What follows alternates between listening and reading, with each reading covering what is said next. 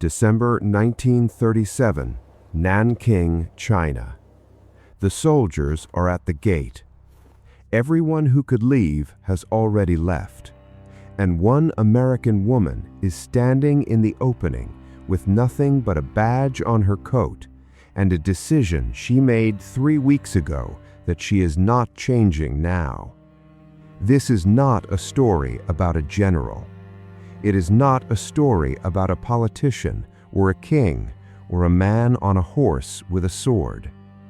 It is a story about a schoolteacher from Illinois who walked into one of the worst massacres of the 20th century and refused to walk back out until every woman behind her was safe. And then what that decision cost her, and why you have never heard her name. Her name was Minnie Vautrin. Minnie was born in 1886 in a small town called Secor, Illinois. Her father was a farmer. Her family did not have money. There was nothing in her early life that marked her for greatness in the way we usually expect greatness to be marked. She was quiet. She was studious. She was the kind of person who, when she walked into a room, you would not immediately notice until you needed something, and then she was already there. She earned a teaching degree from Illinois State Normal University. She was good at it. She was patient with students who struggled, and she had a gift for making difficult things simple. She could have stayed in Illinois. She could have taught in a small school in a small town and lived a quiet life, and that would have been a fine and decent life. But in 1912, at 26 years old, Minnie Vautrin boarded a ship and sailed to China. She had been recruited by the United Christian Missionary Society to teach in Hefei, a city in the Anhui province. She spoke no Chinese when she arrived. She knew almost no one. The country was in the middle of a revolution. It was not a safe time or place for a young woman from Illinois to be building a life. She built one anyway. By 1919, she had been transferred to Nanking, the capital city, to help develop the Jinling Women's Arts and Sciences College. And this is where Minnie Vautrin would spend the next 18 years. This is where she would become, over time, not just a teacher, not just an administrator, but the soul of the institution. Students called her Huaguini, which translates roughly as Minnie of China. The name was affectionate. It was also true. She had made herself belong there in a way that went deeper than occupation or assignment. She loved the city. She loved the students. She had given her adult life to that campus and those women, and she had meant every year of it. By the 1930s, the Jinling campus was one of the finest women's educational institutions in Asia. Minnie had helped build it from almost nothing. She had raised money, hired faculty, fought for resources, expanded programs. She had dedicated herself to the idea that Chinese women deserved an education and a future at a time when that idea was still considered radical by many. She was not a crusader about it. She just kept doing the work, year after year, quietly. This is who she was before December 37, a woman who did the work, who kept her head down, who had no particular reason to be famous, who had simply, over 25 years, made herself indispensable to a city and a generation of women who needed exactly what she had to give. And then the war arrived. Japan had been expanding into China since 1931. By 1937, the Imperial Japanese Army had captured Shanghai after a brutal 3-month battle that cost hundreds of thousands of lives on both sides. From Shanghai, the army began marching toward Nanking. The Chinese nationalist government, under Chiang Kai-shek, relocated the capital. Government officials and military commanders began to leave the city. The message was clear to anyone paying attention. Nanking was going to fall. The question was only how badly. By November 1937, the foreign community in Nanking, missionaries, academics, business people, diplomats, was receiving urgent instructions to evacuate. The United States Embassy sent word, "Leave now, while there is still time to leave safely." The vast majority of foreign nationals did exactly that. They packed what they could carry, and they got on ships, and they left. At the Jinling campus, Minnie's colleagues made the same calculation and arrived at the same answer. They said goodbye. They apologized. Some of them asked her to come with them. She thanked them and said she would follow shortly. She did not follow. What many understood in those weeks before the fall was something that the people leaving had the luxury of not thinking about: the women who could not leave. Not foreign women with passports and embassy contacts and money for passage. Chinese women. Women who had nowhere to go. Women whose husbands had already been conscripted or killed. Women with children and elderly parents. Women who had heard what Japanese soldiers had done in the cities that fell before Nanking, and who understood with a cold, practical clarity exactly what was coming for them. Minnie Vautrin looked at the empty campus behind her. She looked at the road outside the gate, the road everyone else was using to leave. And she made the decision. She closed the gate from the inside. She opened the campus to any woman who needed it. And she sat down at her desk and wrote in her diary, "There is no one else." On December 13th, Nanking fell. What followed has been documented by historians, by journalists, by the testimonies of survivors, and by the war crimes trials in Tokyo in 1946. The Japanese Imperial Army entered the city and began a campaign of violence that lasted 6 weeks. Historians estimate that between 100,000 and 300,000 people were killed. The number is still disputed. What is not disputed is what happened to the women and girls of Nanking. Many knew it was coming. She had read the reports from other fallen cities. She had heard the stories from refugees arriving at the campus in the days before the fall. By the time December 13th arrived, she had already been receiving women for 2 weeks. They came in groups and they came alone. They came through the gate in the dark. They came with children and with nothing. They came carrying wounds many documented carefully in her diary, because she was determined that what was happening would be recorded by someone. She turned nobody away. In the first week after the fall, the Ginling campus absorbed 3,000 women. The dormitories were full. The classrooms were full. Women slept in the hallways and the chapel and the staff quarters. Many organized the food distribution, the sleeping arrangements, the sanitation. She kept a running count in her diary. She knew every number because every number was a person she had taken responsibility for. By the second week, there were 10,000 women living on the Ginling campus. 10,000 people, under the protection of one woman and a small American flag badge. A group of foreign nationals who had stayed in Nanking, including a German businessman named John Rabe, had established what they called the International Safety Zone, a designated area of the city where civilians could theoretically seek refuge under the protection of the neutral foreign presence. It was not a legal protection. It was a moral argument. It only worked as long as the soldiers chose to respect it, and the soldiers did not always choose to respect it.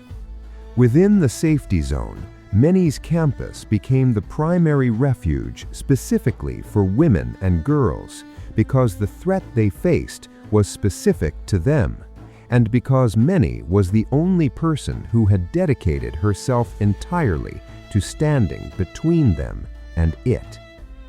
Every morning, soldiers came to the gate, sometimes 2, sometimes a dozen, sometimes more.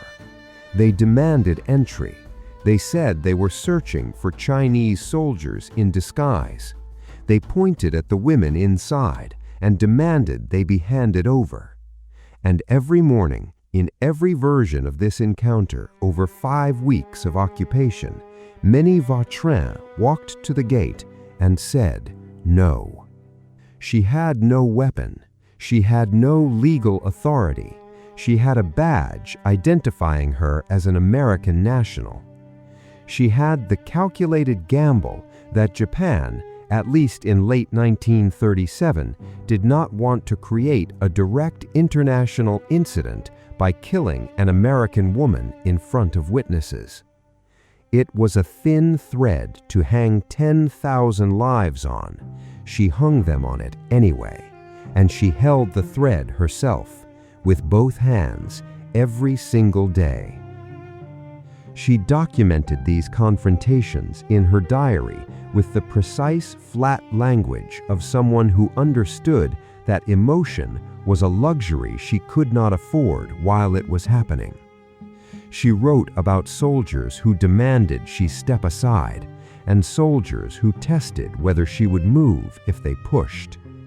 She wrote about the women watching from the windows of the dormitories, women who could not look away, who watched Minnie at the gate the way people watch the only thing standing between them and the thing they are most afraid of.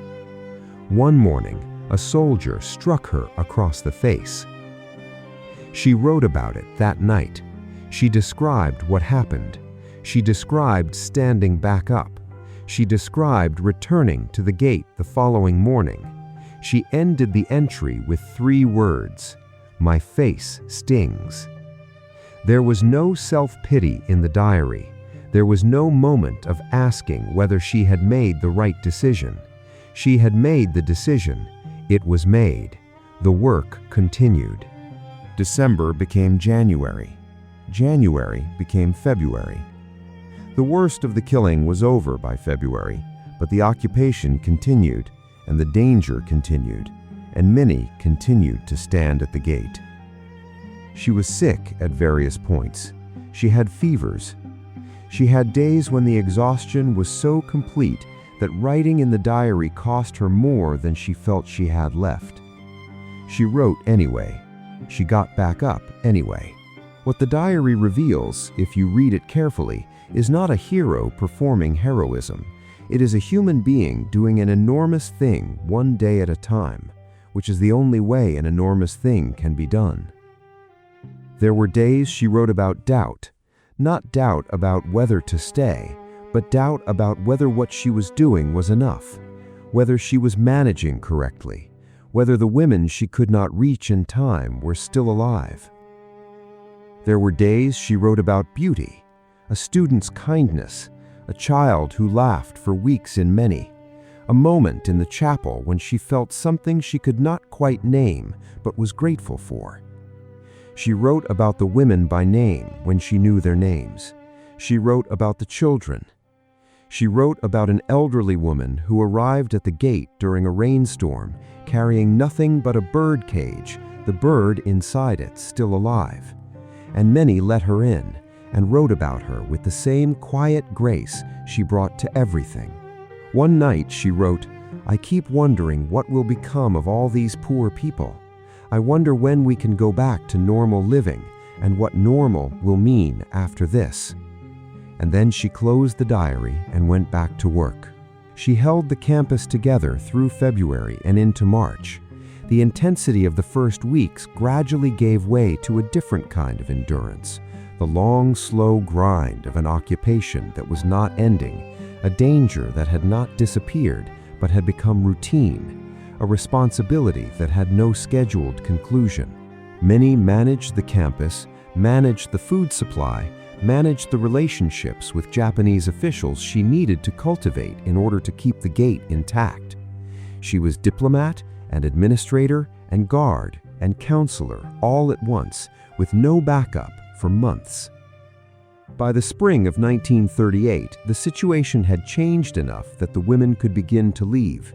The immediate danger had not entirely passed, but the worst was over. Minnie stood at the gate and watched them go. The same gate she had guarded all winter, now open, now a door outward instead of a wall. She smiled at each of them as they passed. Some of them touched her hand. Some of them could not speak. A few of them bowed deeply, which is a form of gratitude that has no equivalent in American culture, and which Minnie accepted with the same quiet grace she brought to everything. When the last of them had gone, the campus was nearly empty. The silence was enormous, and Minnie sat down in it and felt, for the first time in months, something that was not exactly grief and not exactly relief, but lived in the same neighborhood as Booth. She did not leave Nanking immediately. She stayed through 1938 and into 1939, continuing her work at the college, beginning the slow process of rebuilding what had been destroyed. She documented everything she could document. She gave testimony. She wrote reports. She tried to hold the memory of what had happened against the forces already visible in 1938 that wanted to minimize it or deny it or simply let it fade. In May 1940, Minnie Vautrin returned to the United States. She had been away from America for a long time. She stepped off the ship and into a country that was warm and safe and entirely untouched by what she had witnessed. She walked through streets where people were buying groceries and arguing about nothing and laughing at things that were funny because nothing terrible was happening. And she found that she could not get her bearings inside this. The safety felt wrong. The quiet felt wrong. She had been a wall for so long that she no longer knew how to be a person in a world that did not need a wall. What happened to Minnie Vautrin after she returned to America is classified in medical records as a nervous breakdown. That language is technically accurate and emotionally inadequate.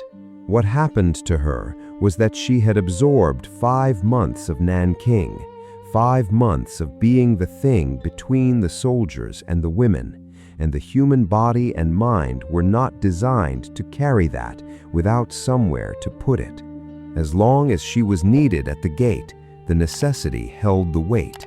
When the necessity ended, the weight arrived all at once. She could not sleep. When she did sleep, she woke from nightmares she did not describe to anyone. She sat in rooms that felt too large and too quiet.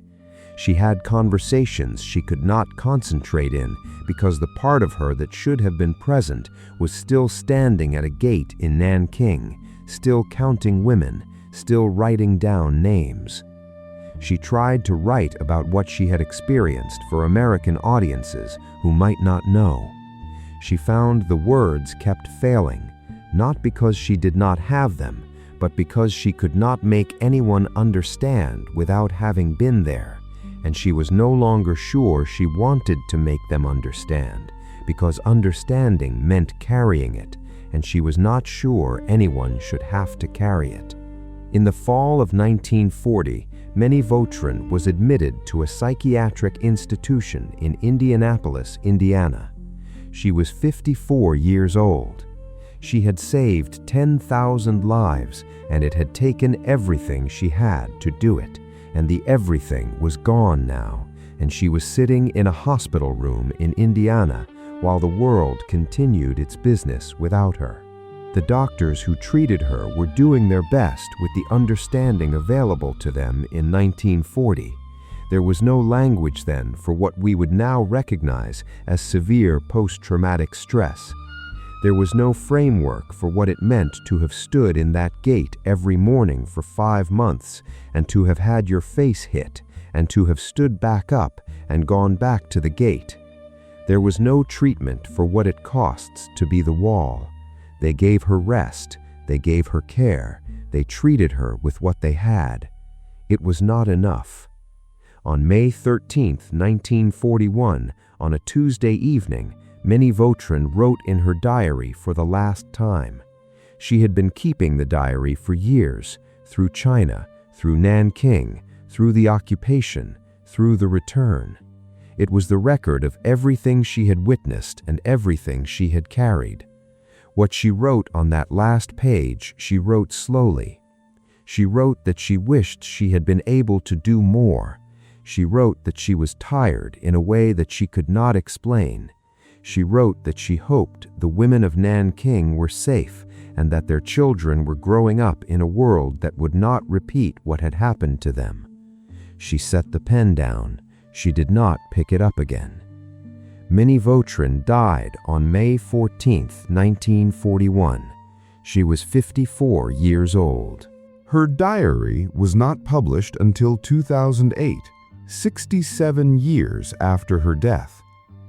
The story of what she did in Nanking was not entirely forgotten. John Robb, the German businessman who led the International Safety Zone, wrote about her. Survivors gave testimony about her. But Minnie Vautrin did not become a household name in the way that people who do what she did sometimes become. The politics of the Nanking massacre made her story inconvenient in multiple directions.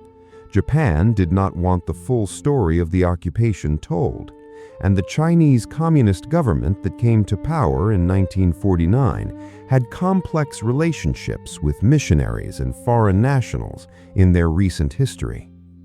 Her name fell into the spaces between competing narratives.